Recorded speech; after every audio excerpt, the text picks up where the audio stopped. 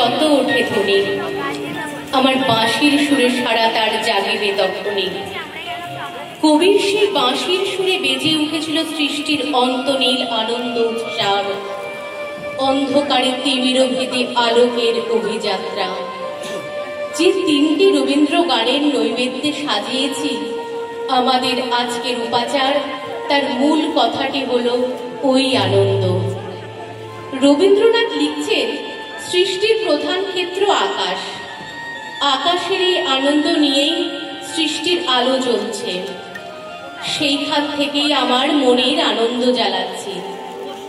যদি নিগুড় একটা আনন্দ অনন্তকাল স্পন্দমান হয়ে না থাকতো, তাহলে কখনোই এই বাহ্য জগতের সংসর্গে আমাদের এমন একটা আন্তরিক আনন্দ ঘটতো না।